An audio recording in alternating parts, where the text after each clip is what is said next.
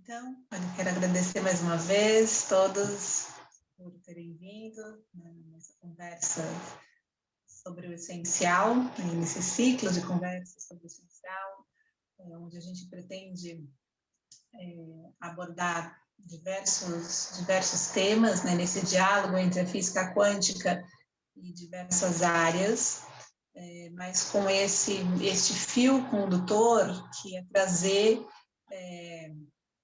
algo de essencial, que como a gente vai perceber ao longo dessa semana, através de áreas muito diferentes, muitas vezes vamos estar a falar da mesma coisa, né? Então, a nossa primeira convidada hoje é a Regina Migliori. O sobrenome não é coincidência, ela é minha mãe. Então, eu ia pedir, Regina, para você se apresentar um pouquinho, falar um pouco sobre você, e daí, em seguida, a gente entra no tema em si. Então, vamos lá, gente. Boa tarde para quem é do Brasil, boa noite para quem está aí em Portugal. E, como a Isadora colocou, esse nome não é só uma coincidência, não é?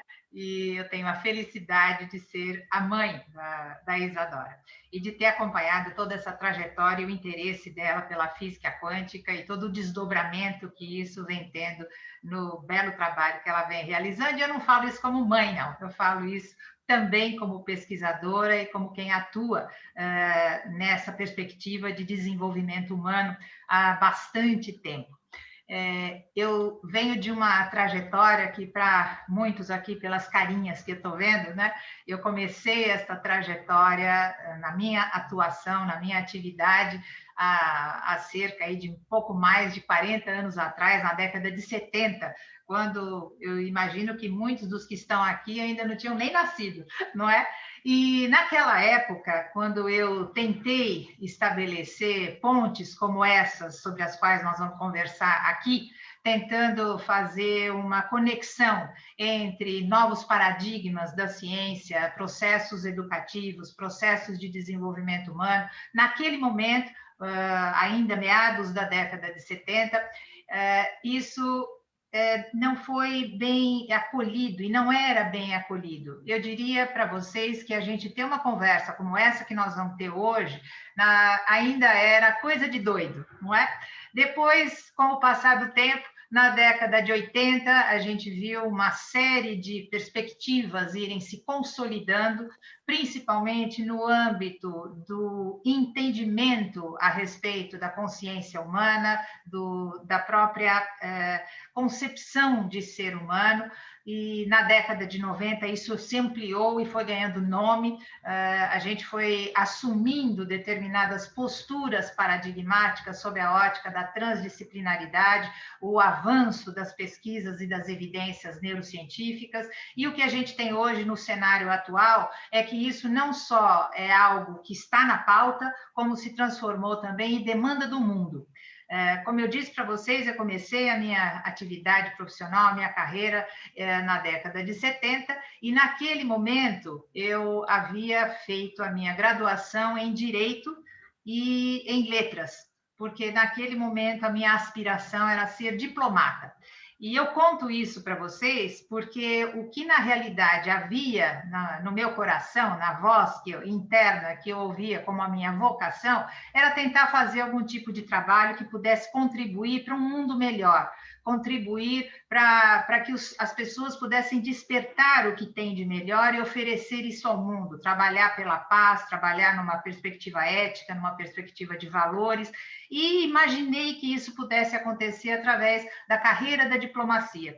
Mas logo percebi que esse não seria o trajeto mais adequado, ou pelo menos aquilo que atendesse às minhas aspirações, e fui trilhando outros caminhos. Advoguei durante um certo tempo na área criminal, então eu convivi com este mundo do crime, participei com bastante intensidade de toda a introdução da tecnologia nos ambientes organizacionais, no mundo corporativo. Imagina que na década de 70, isso que nós estamos vivendo agora seria ficção científica, né? As pessoas não tinham um computador diante de si ou um celular, e muito menos a possibilidade de ter uma transmissão como essa.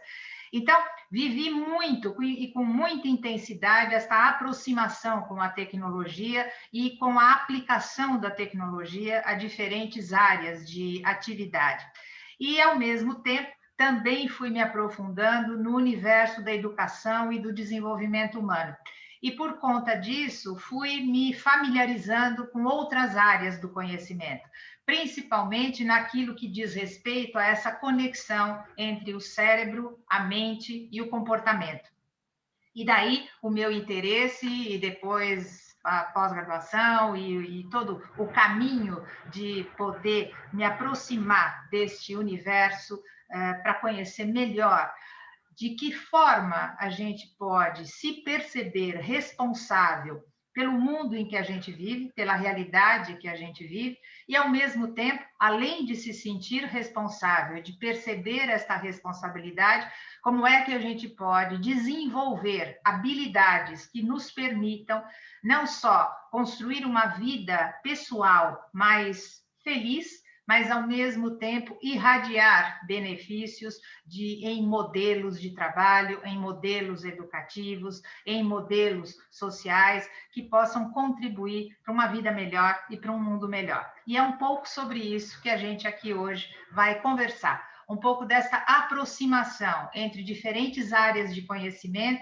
prioritariamente entre aquilo que vocês já têm proximidade através do trabalho da Isadora, com a física quântica, e as neurociências. E é importante o plural, neurociências, para que a gente possa falar a respeito de aspectos que são estruturantes no nosso cérebro, as relações entre o nosso cérebro e a nossa mente, e como é que tudo isso se configura nas nossas ações, no nosso comportamento e nos impactos que a gente produz no mundo e nos impactos que a gente produz em nós mesmos. É sobre isso, então, que nós vamos aqui conversar um pouquinho, dialogar a respeito disso, e fiquem à vontade, como a Isadora colocou, para, através do chat, irem colocando ali os seus comentários ou, eventualmente, alguma pergunta que a gente possa, ao longo do trajeto, responder, ou, ao final, então, dessa apresentação, poder colocar esse diálogo com vocês. Para a gente começar essa nossa conversa, eu queria aqui colocar uma imagem para vocês.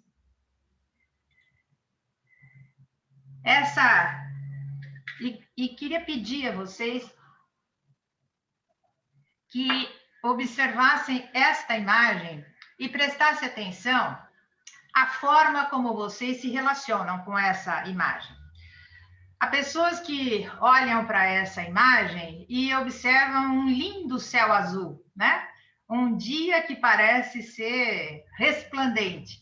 Um dia bonito, um dia inspirador, e olham para essa estrada e dizem de uma forma animada, não é? Olha que dia lindo! Vamos começar essa trajetória e vamos ver aonde essa estrada vai dar, aonde esse caminho nos leva. Essa é uma possibilidade de um ponto de partida.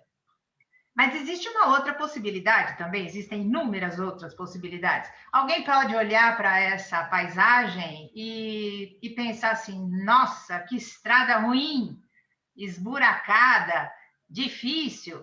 Ai, nossa, deve ser muito difícil transitar por ela. Vai ser complicado tentar chegar ao nosso destino. Sabe-se lá quanto tempo nós vamos demorar para conseguir percorrer esse trajeto. Esse caminho parece que está bastante difícil. Outras pessoas... A outra possibilidade é o Ângelo colocou aqui, que parece um caminho para o infinito. Na opção dele, colocou aqui no chat. Olha só, um caminho para o infinito, não é? Uma outra possibilidade, alguém olhar e dizer assim, o céu está lindo, nossa, o céu está azul, está maravilhoso, está um dia de sol incrível. Nossa, mas vai fazer um calor, que vai ser difícil a gente conseguir percorrer o caminho que a gente precisa percorrer. Embora o céu azul esteja lindo e inspirador, o calor deve estar quase que insuportável. O que eu estou querendo colocar aqui para vocês? E o que é que todas essas possibilidades, né, vão nos mostrando? Que o ponto de partida em que todos nós estamos, nesse ponto aqui, em relação a essa caminhada, a essa estrada, nos traz paisagens mentais completamente diferentes. Completamente diferentes. O nosso ponto de partida é diferente, conforme a gente está vendo aqui, são as inúmeras possibilidades. E dependendo da forma como eu estabeleço esta relação com essa estrada, com esta paisagem, esta minha paisagem mental, ela vai determinar a maneira como eu vou me relacionar com essa estrada, com este cenário, com esta trajetória, com essa caminhada, com esta ação que eu estou prestes a executar.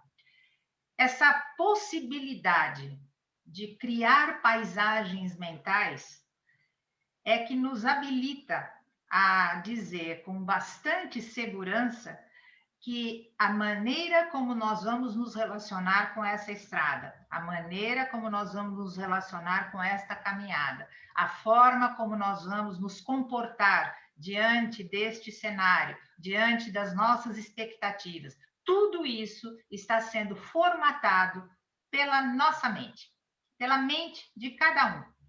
E é essa paisagem mental que vai determinar o tipo de realidade que cada um irá viver ao trilhar o trajeto dessa estrada. E esse aspecto, que parece algo ficcional, né? Não é uma ficção, é o que cada um de nós vive no nosso cotidiano e na nossa realidade. Esta paisagem mental, ela se torna o ponto de partida para que eu viva a minha realidade. E não só para viver a realidade, para experimentar esta realidade, tendo ou não consciência dela. E isso se torna muito importante quando nós tratamos dessa interface entre física quântica, neurociências, compaixão, esta pauta sobre a qual aqui nós estamos hoje conversando. A física quântica traz em que é possível, né, estabelecer uma relação entre inúmeras possibilidades e qual dessas possibilidades é possível de ser colapsada. E o que temos hoje, em termos de evidências neurocientíficas, é que essas possibilidades existem na nossa paisagem mental e existe sim uma escolha a respeito da paisagem mental a partir da qual nós vamos nos relacionar com esta realidade, que se torna real à medida que vamos assumindo esta paisagem mental. E muitas vezes assumimos essa paisagem mental de forma consciente ou de forma inconsciente. E a respeito disso, há uma série de evidências relevantes para que cada vez mais possamos estimular os aspectos cognitivos desta construção da realidade. Quando eu me refiro aqui a essa diferença entre ter consciência desta paisagem mental e não ter consciência desta paisagem mental a partir da qual eu vou me relacionar com a realidade, e ter esta consciência significa fazer uma escolha consciente a respeito de qual dessas paisagens eu vou adotar, isso não só muda a nossa vida, isso muda o mundo. E é extremamente relevante que a gente tenha bastante clareza a respeito disso. Se é possível fazer uma escolha, então que essa escolha seja positiva. Que eu faça uma escolha positiva em relação à paisagem mental que eu adoto para lidar com esse próximo passo, com esse caminho, como aquele que a gente viu naquela imagem. Para vocês terem uma ideia de que aquilo que eu estou dizendo não é só ficção científica e nem é só uma hipótese entre tantas outras, essa questão de adotar uma paisagem mental positiva, conscientemente, tá? O impacto que isso traz na realidade é que o Instituto Gallup realizou uma pesquisa sobre o impacto econômico da negatividade no mundo.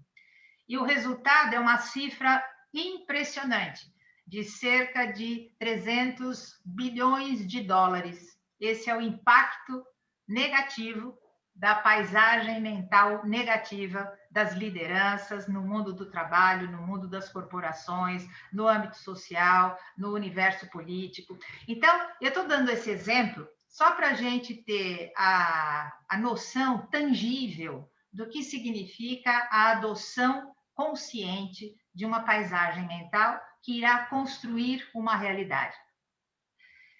Temos aplicado isso por experiência... Para falar, Regina, é muito interessante porque nesse ponto que realmente ela liga com a física quântica, porque na física quântica a gente tem uma descrição física da construção da realidade e que você está nos trazendo uma construção então,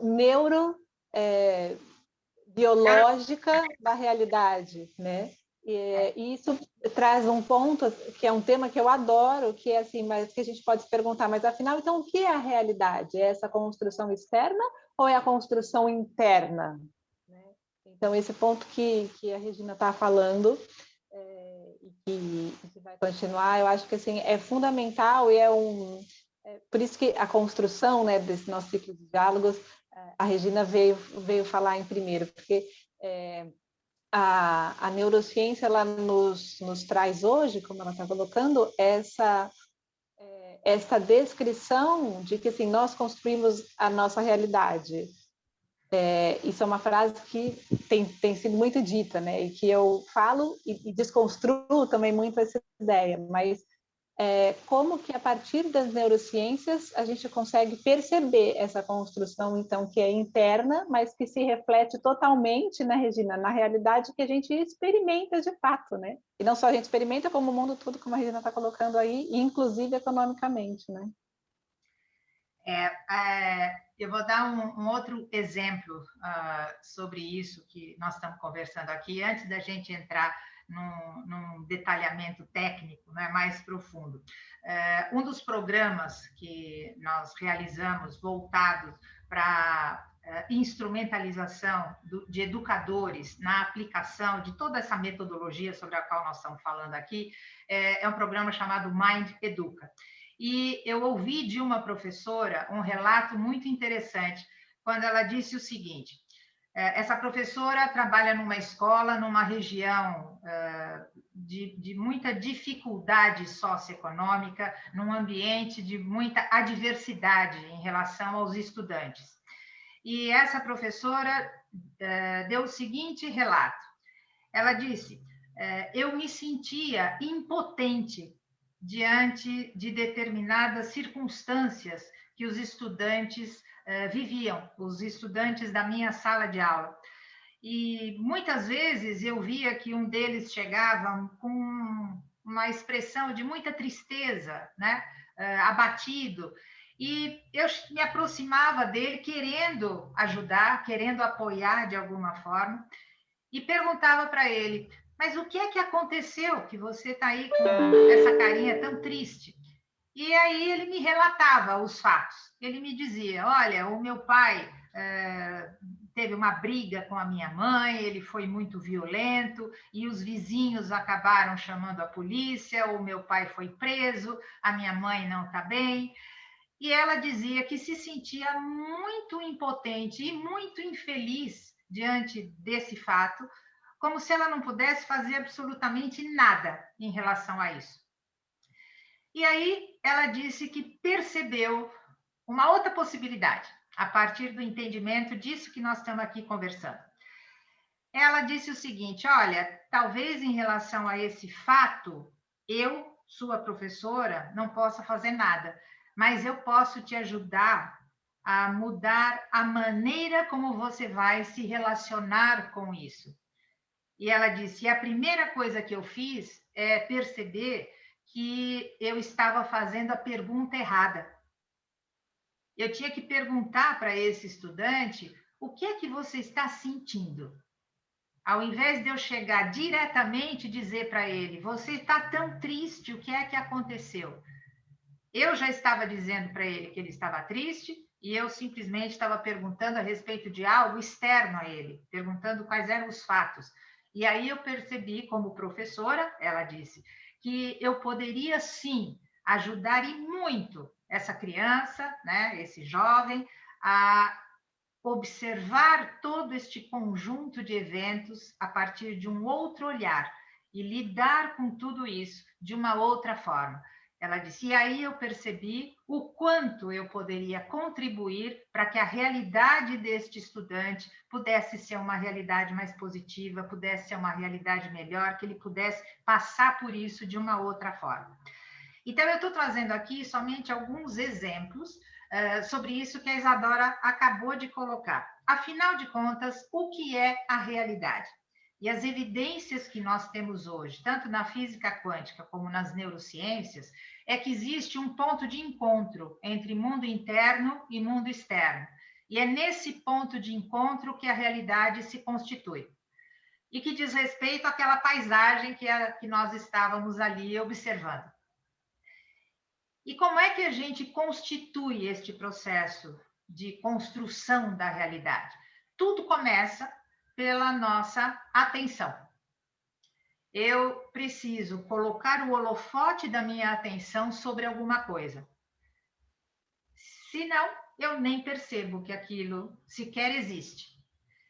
Então, a atenção, nós costumamos dizer que ela é a locomotiva da mente. Para onde vai a nossa atenção, todos os nossos processos mentais são decorrência disso. A partir dessa locomotiva, né, esse motor atencional, que vai produzir uma série de outros aspectos, de outras respostas, de outros processos mentais, é que tudo acontece. Então, quando eu presto atenção a alguma coisa, o que é que pode acontecer? Eu posso estar sendo estimulado por alguma coisa, a minha atenção é ativada, só que esta ativação pode, e normalmente é o que acontece, essa ativação, ela produz algum tipo de emoção. Isso é processado, na grande maioria das vezes, numa região do nosso cérebro chamada amígdala. E esse estímulo que chega até o nosso cérebro pode produzir uma reação automática. É o que a gente chama de piloto automático. Esta reação, ela vai ocorrer. E muitas vezes nós só tomamos consciência desta reação depois que ela acontece. Então, o que é que muitas vezes ocorre? As pessoas recebem um estímulo, reagem automaticamente e muitas vezes, depois desta reação, põe a mão na cabeça e diz assim, nossa, onde eu estava com a cabeça quando eu disse isso? Onde eu estava com a cabeça quando eu falei sobre isso? Ou quando eu cometi essa ação? Quando eu tive esse comportamento? O que isso significa, gente? É atenção, estímulo e reação. Este é o processo. E cognição aparece depois que a reação já aconteceu. Então, é como se a gente tivesse uma espécie de delay, uma espécie de atraso entre a relação com o evento, com o fenômeno, e a tomada de consciência sobre isso, que é o que nós chamamos aqui de cognição. Cognição não é sinônimo de raciocínio, tá? Cognição é a tomada de consciência a respeito de um processo mental que está ocorrendo conosco. Então, o primeiro esforço, quando a gente fala do sistema atencional, para poder falar sobre essa perspectiva de uma construção da realidade intencional, consciente, benéfica, positiva, ética e tudo isso, é que a gente consiga ter um treino de estabilidade da nossa atenção. Conseguir manter a nossa atenção de forma intencional, dirigida para alguma coisa. É como se a gente estivesse subordinando a nossa atenção à nossa consciência. E a partir desta subordinação intencional, à medida que essa atenção repousa sobre alguma coisa, eu tenho consciência desta atenção. Qual é o objeto da minha atenção? E aí, ao invés de reagir, eu passo a responder. A diferença entre reação e resposta é que reação é algo que sai automaticamente e eu só vou tomar consciência disso no segundo seguinte, no milésimo de segundo posterior. E muitas vezes me arrependo profundamente do tipo de reação que eu tive inconscientemente. Então, é muito relevante ter esta atenção subordinada à nossa consciência. Conseguir sustentar a nossa atenção intencionalmente sobre um objeto, sobre um fenômeno, sobre um evento, no momento presente, enquanto este evento acontece. Essa tomada de consciência sobre o momento presente é que faz com que a resposta dada a este evento, a este momento presente, seja consciente. Então, o que é que isso significa? Voltando lá para o exemplo da nossa foto. Eu posso olhar para aquilo, para aquela estrada, e ter consciência de como é que eu parto para interagir com este evento no mundo externo. E é desse encontro entre a minha paisagem mental interna e esta paisagem externa que se constituirá a minha realidade. E é dessa maneira que a gente consegue, por exemplo, olhar para uma mesma pessoa e ter alguém que é muito amigo dessa pessoa, gosta muito dessa pessoa. Outro olha para essa mesma pessoa e diz assim, nossa, que fulano insuportável. Como é que essa mesma pessoa inspira os outros dois de forma tão diferente? E aí a gente vai tomando consciência de que a constituição da realidade é um fenômeno impermanente e é um fenômeno interdependente. A construção da realidade passa a ser um fenômeno impermanente porque o tempo todo nós estamos interagindo com as nossas paisagens mentais, com as nossas emoções, com as nossas ideias, com os nossos pensamentos, e tudo isso constitui a realidade que nesse momento estamos vivendo. E é dessa forma que esta realidade impermanente, ela vai se transformando. E aí temos alguns problemas, né? Por exemplo, quando uma pessoa se restringe a uma determinada interpretação de um determinado evento, o que é que isso produz? A pessoa paralisa este evento, paralisa este fenômeno. É como se ele perdesse essa possibilidade de impermanência, de ir se transformando à medida que o que eu sinto, o que eu penso e o que eu faço também vai se transformando. Quer ver um exemplo bastante simples disso? Pessoas, por exemplo, que se separam, né? Um casal que se separa. E aí, de repente, alguém pode continuar, né? A ex-esposa pode continuar falando daquele ex-marido que já se foi há 20 anos atrás, que não está mais vivendo no momento presente, mas continua tratando aquela pessoa como se ainda fosse aquela pessoa de 20 anos atrás. E muitas vezes continua sofrendo por aqueles eventos que aconteceram 20 anos atrás. E aquilo tudo continua presente, porque esta pessoa não consegue se desapegar desta impressão, porque não é mais se desapegar da relação, é se desapegar da impressão que permanece na sua mente. Então, ela continua falando, mas olha o que aquela pessoa me fez, olha o que aconteceu, olha o impacto que produziu na minha vida, como se tudo isso ainda fosse realidade no momento presente. E o único espaço onde isso é real é na própria mente desta pessoa. Muitas vezes, esse alguém de quem ela está falando já nem existe mais, já morreu. E a pessoa continua trazendo tudo isso no momento presente. Então, esse ponto é muito interessante, porque de você falar, né, no momento presente, porque é apenas no momento presente em que nós temos a possibilidade de criar a nossa realidade. Né? Para trás já foi, para frente ainda virá, mas esta possibilidade, né, de criar algo só é possível no momento presente. Né? E quando a gente estuda as ondas, a interface, né, do nosso campo com o campo quântico, a gente também vê que essa comunicação, né, interação de ondas, ela se dá no momento presente. Então, esse ponto é muito relevante.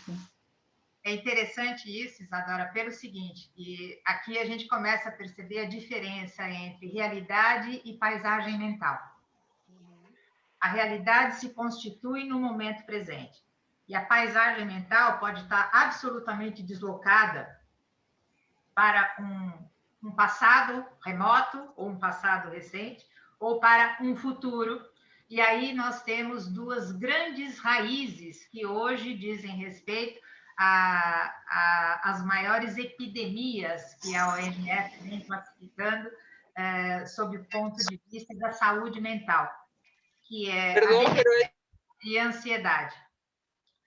O que é que a gente tem? Quando as pessoas se tornam aprisionadas por paisagens mentais do passado, e na grande maioria são paisagens mentais pouco positivas, essas são raízes da depressão, em que a pessoa se mantém remoendo o passado e trazendo este passado para ser o ponto de partida para lidar com o momento presente. E a outra distorção diz respeito a essa ausência do momento presente, ausência de percepção e de interação com o momento presente, e colocar tudo isso na expectativa em relação ao futuro. E o tempo inteiro essa pessoa está pré-ocupada, né? O termo já diz isso, pré-ocupado, se ocupa antes do evento acontecer. E essas são as raízes da ansiedade, né? Desse volume impressionante de pessoas sofrendo de transtornos de ansiedade, pela dificuldade de se posicionarem no momento presente. Esse deslocamento da paisagem mental em relação ao passado, em relação ao faz com que o momento presente seja ignorado. A pessoa não está consciente do momento presente. E o momento presente se torna, para esta pessoa, esta paisagem mental, seja do passado ou seja do futuro. Então, esse treino da nossa atenção focada no momento presente é o primeiro conjunto de habilidades que a gente precisa desenvolver para poder ter uma relação positiva com a realidade. O segundo sistema de habilidades necessário para isso é todo o sistema voltado para a compreensão, para a gestão das nossas emoções. Existem emoções aflitivas e existem emoções positivas. Isso é diferente de classificar as emoções simplesmente naquela categoria básica de medo, tristeza, alegria, não é? Aquelas emoções básicas que nós conhecemos. Não existe um pacotinho de emoções pré-determinadas. O que existe é a maneira como nós lidamos com essas emoções. O que eu estou querendo dizer? Que nós não podemos classificar uma emoção em si como uma emoção aflitiva. Então, por exemplo, nós podemos dizer que o medo é uma emoção aflitiva? Não, necessariamente não. O medo pode ser a raiz da prudência, que é algo bastante necessário para que a gente opere no mundo, tá? trabalhar as emoções significa ter consciência do que eu estou sentindo no momento presente. Essa é a primeira providência. Muitas vezes, o que a gente tem é esse descompasso nesse eixo de cabeça, coração e mão, né? O que eu estou pensando, o que eu estou sentindo, o que eu estou fazendo.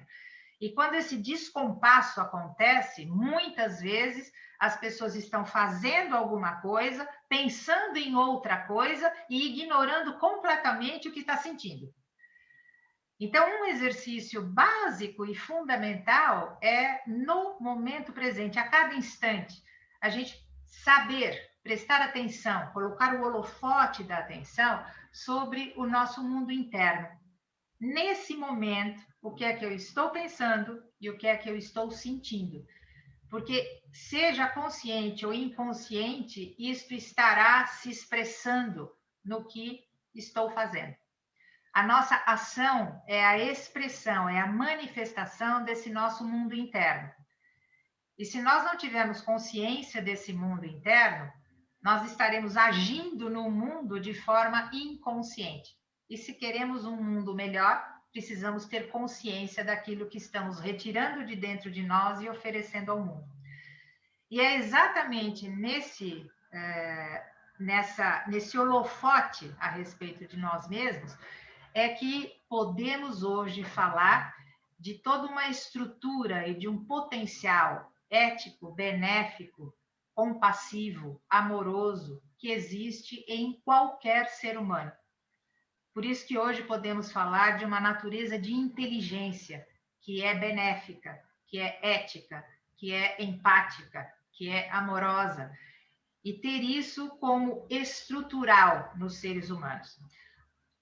Por que eu estou dizendo isso? Porque hoje já sabemos que existem áreas do nosso cérebro exclusivamente dedicadas ao pensamento ético, à construção do bem comum, ao processamento da compaixão, da amorosidade, da empatia. E quando eu digo que é estrutural, isso está presente no cérebro de qualquer ser humano. Os nossos cérebros, estruturalmente, são todos iguais. Mas funcionalmente eles são diferentes. São diferentes por quê? Porque cada pessoa tem uma trajetória de vida, um conjunto de experiências que é único. E cada um de nós ativa este cérebro, coloca este cérebro para funcionar de uma forma diferente. Por isso que quando eu me refiro a um aspecto de estrutura, eu estou colocando isso como um potencial, como uma inteligência. E como qualquer outra inteligência, esta inteligência ética, benéfica, compassiva, ela também pode ser desenvolvida. Para que algo seja considerado uma inteligência, é preciso que exista no cérebro áreas envolvidas com este processamento mental. É preciso que estas áreas e este processamento mental estejam harmonicamente integrados e resultem em um comportamento. Quando a gente tem esses três elementos, né, uma área do cérebro ou algumas áreas do cérebro estruturalmente envolvidas, um processamento mental e a externalização de um comportamento, aí nós temos uma inteligência. Então, como é que a gente pode, a partir dessa ótica, desenvolver uma natureza de inteligência que nos permita construir a realidade de uma forma positiva, de uma forma benéfica, a partir do desenvolvimento, então, dessas potencialidades? É importante compreender o significado de cada uma dessas características dessa natureza de inteligência. Quando nós estamos falando aqui a respeito de amor, de amorosidade, nós não estamos nos referindo exclusivamente ao amor romântico ou a um comportamento que seja o de abraços e beijos, né, distribuídos a todas as pessoas. Amor, como uma natureza de inteligência, significa contribuir de forma efetiva para a felicidade de uma pessoa. Isso é amor. Quando a gente se refere aqui sobre compaixão, é importante a gente compreender que ser compassivo não significa ter pena do outro. do sofrimento do outro. Isso classifica o outro como um coitado, e às vezes você mais está prejudicando do que ajudando. Levar a compaixão a uma ação significa contribuir para minimizar a dificuldade do outro, contribuir para minimizar o sofrimento da outra pessoa. E aqui, mais uma vez, é importante a gente diferenciar o significado de emoção, de sentimento e de inteligência. Como eu acabei de dizer, uma inteligência ética e amorosa, ela necessariamente não significa você expressar um sentimento de amor romântico, por exemplo. Expressar um sentimento de amizade. Você pode fazer tudo isso, mas a natureza desta inteligência significa que você precisa traduzir isso em um comportamento que contribua para a felicidade do outro. Eu vou dar um exemplo aqui. Quando a gente fala do amor romântico, algumas pessoas dizem assim: eu amo você, você me faz feliz. Olha que frase perigosa essa, não é? Você me faz feliz e por isso eu te amo.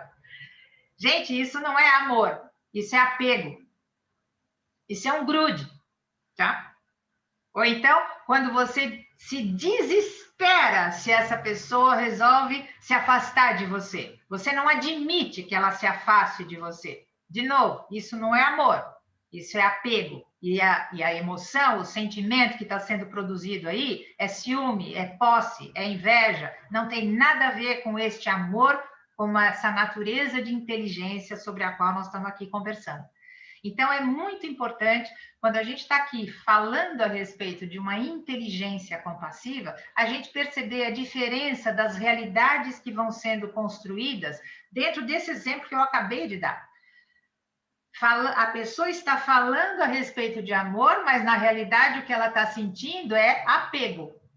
Então, a importância de identificar e descrever as suas emoções, os seus sentimentos e olhar para este mundo interno com esta clareza, com esta transparência, porque ninguém tem a capacidade de mergulhar na sua própria consciência a não ser você mesmo.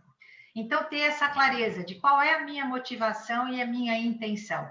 Quando a gente aqui está falando de uma inteligência ética, compassiva e amorosa, nós estamos falando de ter essa transparência sobre essa investigação em nós mesmos, no nosso mundo interno, porque é isso que se expressa na constituição da realidade no mundo externo. Essa inteligência benéfica, então, ela se constitui da amorosidade, da compaixão e da ética. Se amar é contribuir para a felicidade do outro, se ser compassivo é contribuir para minimizar os desafios, as dificuldades, o sofrimento da outra pessoa. A ética significa contribuir para o bem comum, retirar de dentro de nós mesmos, né? Retirar de dentro da nossa consciência, expressar no mundo uma contribuição efetiva e benéfica. Gente, aqui é muito importante diferenciar o bom e o bem. Quando eu estou falando aqui de uma contribuição benéfica, nós estamos falando de algo que constitui uma contribuição para o bem comum, que tem uma dinâmica universal.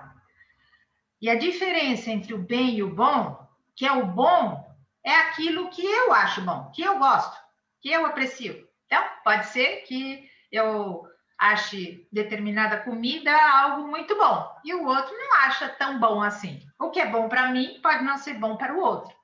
O bom, ele é pessoal, ele é excludente e ele não é integrador e muito menos inclusivo. O bom exige padrões homogêneos de todo mundo que goste daquilo, que ache que aquilo é bom. O bem é outra coisa. O bem é includente. O benéfico respeita a diversidade. O padrão do benéfico não é o padrão homogêneo, não é todo mundo gostar da mesma coisa. O benéfico é a harmonia entre as diferenças. Então, uma ação benéfica, uma ação compassiva, uma ação amorosa não exige que o outro goste de tudo que você gosta, que o outro pense da forma como você pensa. E isso, gente, está sendo tão relevante no reconhecimento dessa natureza de inteligência, não só sob o ponto de vista social, cultural, pedagógico, mas sob o ponto de vista estrutural da nossa espécie. Tem hoje uma série de evidências sobre esta natureza de inteligência na evolução da vida. E é muito interessante observar essas pesquisas, observar esses estudos.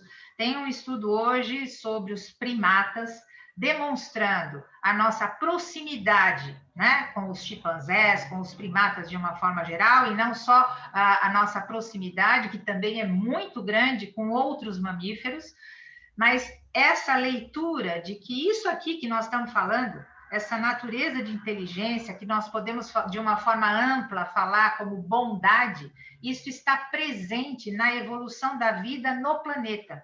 E isso está presente em diferentes espécies, e não somente na espécie humana. Por quê? Porque isso faz parte da sustentação da vida. O que sustenta a vida é a bondade, é a complementaridade, é a harmonia, é a possibilidade dos diferentes se complementarem e se apoiarem. Uma dessas observações, deixa eu só dar o exemplo aqui, Isadora, você já entra aí com o teu comentário. Mas, muito recentemente, um desses primatologistas, o Franz de Waal, ele relatou uma observação impressionante. A diferença entre empatia e compaixão é que empatia significa a gente reconhecer em nós mesmos aquilo que a gente percebe no outro. E você conseguir perceber no outro algo que você mesmo desconhece é algo que só existe nas espécies de maior complexidade sob o ponto de vista da natureza da inteligência. Então, talvez eu nunca tenha vivido aquela experiência daquela outra pessoa, mas eu consigo perceber que para ela isto é difícil, para ela isto é sofrimento, e isto é compaixão. Isso é para além da empatia. E o que é que se observa nos chimpanzés? Uma coisa é um chimpanzé ajudar um outro chimpanzé, ele está ajudando um ser da mesma espécie. Diferente disso, é um chimpanzé cuidar de um pássaro ferido até que este pássaro possa voar. O que isso significa, gente? Fica claríssima a diferença entre empatia e compaixão. Esse chimpanzé está sendo compassivo. Ele está compreendendo o sofrimento de uma outra espécie. Esse chimpanzé nunca voou, nunca irá voar. Mas mesmo assim ele consegue identificar a dificuldade daquele pássaro, o estado de sofrimento daquele pássaro e cuida dele até que ele possa voar. A compaixão é uma ação. O amor é uma ação. A ética é uma ação. Por isso eu estou chamando de inteligência, porque precisa existir área do cérebro comprometida, processamento mental ocorrendo e comportamento externalizado. E isso é importantíssimo para que a gente consiga compreender o tamanho da nossa responsabilidade, que é imensa, na construção da realidade. Se nós queremos um mundo melhor, nós temos uma responsabilidade imensa no que sentimos, pensamos e fazemos. Diga aí, Isadora, o que você ia comentar? Eu ia comentar exatamente sobre esse eixo, né, entre o pensar, sentir e agir, que eu acho que é um dos pontos essenciais, né, de todo que você lindamente trouxe. Na física quântica, ele chamou a coerência desse eixo, né, é a nossa onda, o que vai gerar a nossa onda resultante. E na interface com o externo e com o interno, né, a realidade ela vai ser construída nesse fluxo interno, né, entre o dentro e o fora. E nossa contribuição individual para este fluxo, podendo ser dentro desta inteligência ética que você trouxe, eu acho que é o essencial para a construção de um mundo baseado no bem comum. Eu acho que E a gente chegando aqui, está... estamos assim, estamos no fim da nossa conversa, nosso tempo está a acabar. E eu queria assim, fazer esse paralelo mesmo com a física quântica, né? Quem acompanha alguma das minhas falas e cursos, que muito do que a Regina trouxe aqui, enquanto neurociência, né, nós temos assim, inúmeros paralelos mesmo, e mesmo nessa questão desse nosso eixo de sabedoria, né, entre o pensar, sentir e agir, como que isso, então, vai se refletir na construção física da realidade e na nossa construção interna, que vai fazer esta dança, né, entre o externo e o externo. Tudo isso parte conscientemente dessas nossas inteligências, né, éticas, amorosas, vai no caminho, né, da construção do mundo que nós queremos, né? E só para encerrar, e se alguém tiver algum comentário, alguma pergunta, quiser colocar aqui no chat, a gente está aberta a dialogar e a responder, mas como observação final, para a gente encerrar essa conversa, é importantíssimo a gente se dar conta hoje de que, querendo ou não, tendo ou não consciência, estamos construindo a realidade o tempo todo. E já que isso está acontecendo, é melhor que a gente assuma a responsabilidade que temos sobre isso. E o que a gente percebe nas últimas décadas, né, é que cada vez mais isso aqui que nós estamos conversando está se traduzindo em diferentes abordagens para diferentes áreas do conhecimento. O paradigma quântico da física quântica, as novas evidências neurocientíficas, as evidências a respeito da evolução da vida, os modelos pedagógicos mais atuais, toda a perspectiva da transdisciplinaridade, os modelos hoje corporativos do mundo do trabalho, falando sobre sustentabilidade, sobre ESG, sobre todas essas perspectivas necessárias para que a gente consiga acionar em nós o que temos de melhor para oferecermos ao mundo e, com isso, a gente construir um mundo melhor. Cada vez mais se amplia essa leitura do tamanho da nossa responsabilidade em relação à realidade. E se, por um lado, isso é assustador, né? Nossa, olha o tamanho dessa responsabilidade. Por outro lado, isso é muito animador, porque isso nos traz esperança. Se a gente quer um mundo melhor, vamos embora fazer. Depende de nós.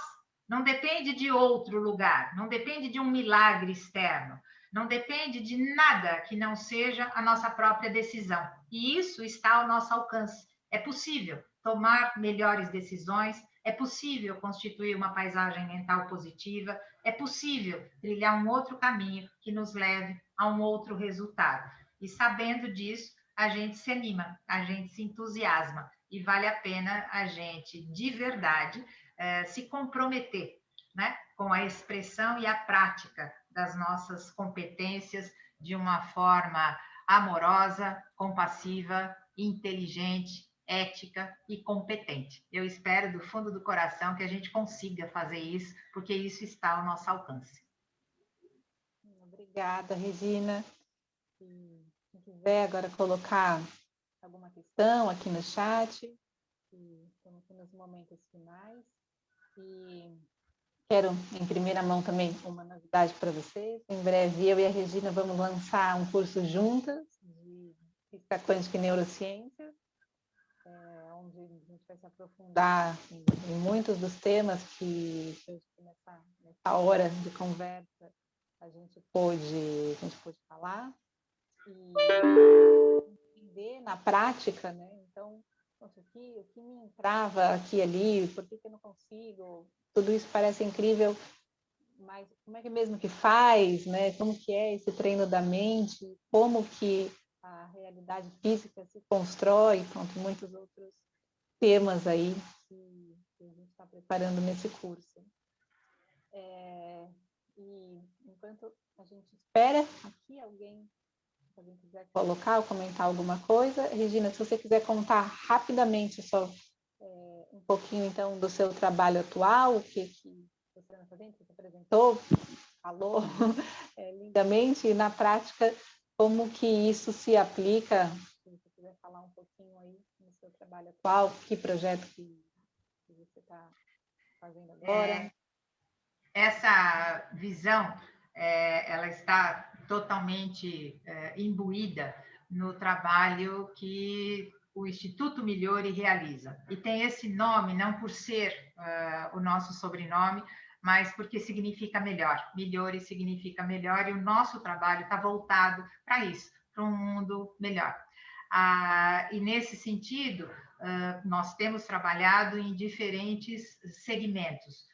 E nessa linha de produção de conteúdos, de um entendimento conceitual mais amplo, como a Isadora acabou de colocar, né, esse próximo curso sobre física quântica e neurociências, na ótica pragmática das pessoas identificarem nas suas dimensões de vida, nas suas dimensões pessoais, como traduzir isso. Existe um programa chamado Melhor de Mim no Mundo, que é a aplicação disso tudo na ótica do desenvolvimento humano específico, numa trajetória.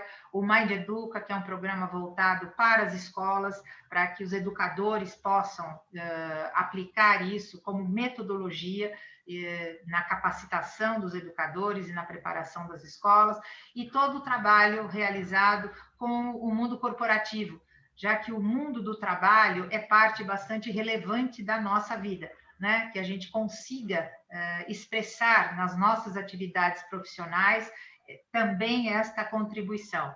E um outro eixo é todo o trabalho voltado para a educação parental.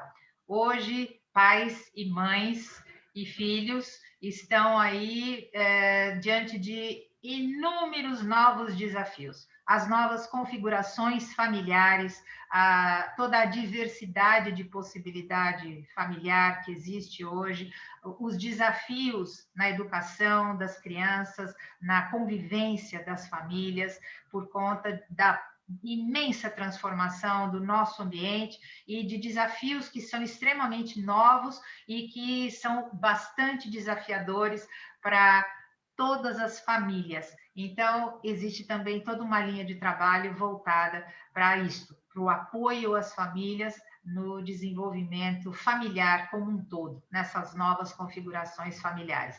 Então, nosso trabalho tenta aí abarcar as nossas diferentes áreas de vida e de convivência. O desenvolvimento pessoal, a atividade acadêmica, o mundo do trabalho, a convivência familiar, o mundo da educação nas escolas, e é nessa linha que a gente segue trabalhando, atuando, sempre com muito entusiasmo. Isso a gente não deixa nunca de lado. Sim, é verdade. E tudo que a Regina falou, então, na verdade, são todas as áreas da vida, né? O ser humano integral como um todo, né? Tem o trabalho, a parentalidade, e esse programa O Melhor de Mim no Mundo, porque a Regina estava a comentar antes, também é um trabalho de mentoria, né? Onde se coloca na prática para a pessoa desenvolver isso tudo que a gente conversou aqui, da forma como ela está vivendo naquele momento, né? Eu quero aplicar isso assim mais no meu trabalho, mais na minha vida. Então, o Melhor de Mim como um trabalho de mentoria. Daqui a pouco a Regina pode falar um pouco mais. Uma coisa para vocês, ouvindo a Isadora falar, vocês já sabem que eu sou a mãe da Isadora, como a gente tenta viver isso na prática, além disso ser o nosso trabalho, né? Muitos de vocês sabem que a Isadora recentemente foi mãe, né?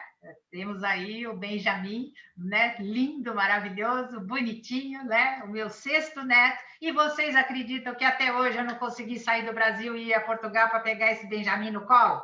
E o tanto que eu trabalho tudo isso que eu acabei de colocar para vocês, para me manter animada, entusiasmada, não reclamar, não achar que tudo está difícil, que essa pandemia está atrapalhando, porque esta é a circunstância. E não é isso que vai me perturbar a ponto de eu me entristecer profundamente, de estar longe da minha filha, longe do meu neto, por conta de um vírus. Ele vai passar, e como tudo passa.